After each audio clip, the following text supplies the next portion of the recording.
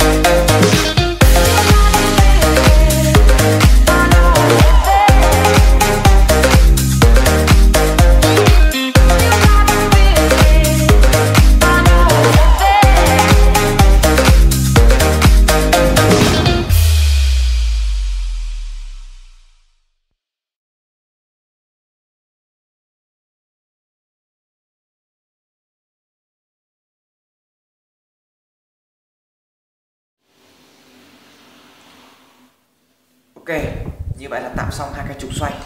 Bây giờ mình sẽ làm cái giá đỡ điện thoại để gắn lên trục các bạn nhé.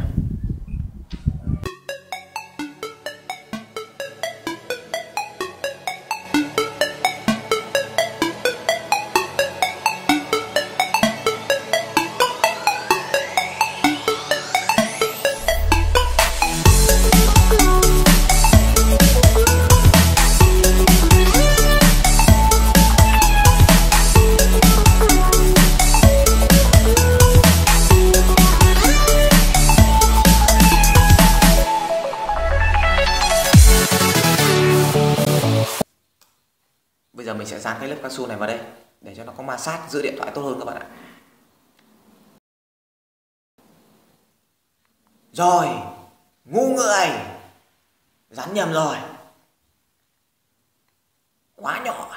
Vâng, lại xé ra để dán lại. Không cái dại nào bằng cái dại nào.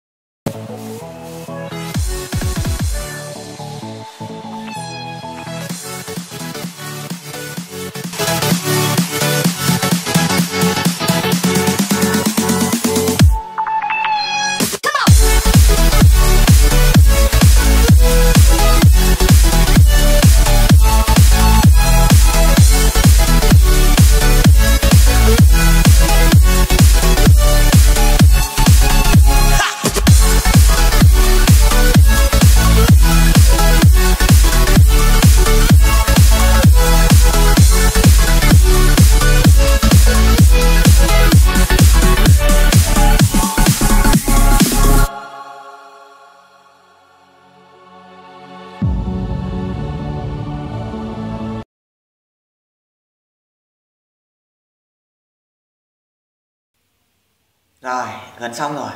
Cắm vào thử phát. Thôi xong. Vâng, và lại là một pha ngu người nữa. Không đi đâu cho hết dại. Lỡ cắm rồi nó không thể rút ra được nữa rồi. Loay hoay mãi mới ra. Ngu người.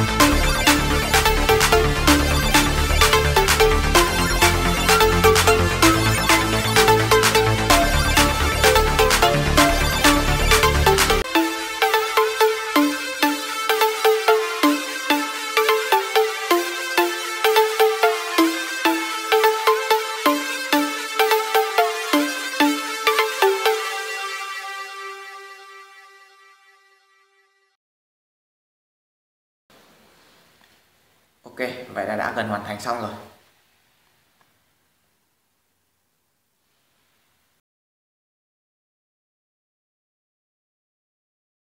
Đấy, các bạn thấy thốn chưa? Quá là tạm bợ luôn.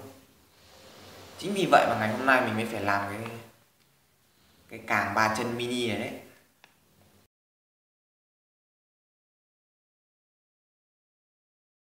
Thôi thì là duyên nếu người thuận thì tôi sang đưa chuyện mẹ cha xin đừng nên vợ chồng.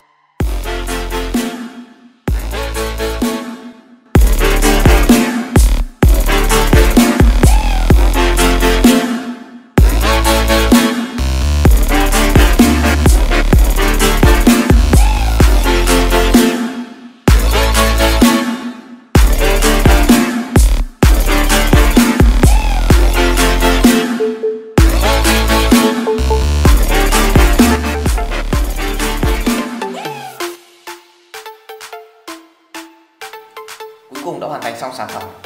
Mình làm xong nó mất trong 2 ngày. Cảm ơn các bạn đã xem clip của mình. Hãy like, subscribe, đăng ký kênh miễn phí để ủng hộ mình ra nhiều clip hay hơn nữa các bạn nhé. Xin chào và hẹn gặp lại.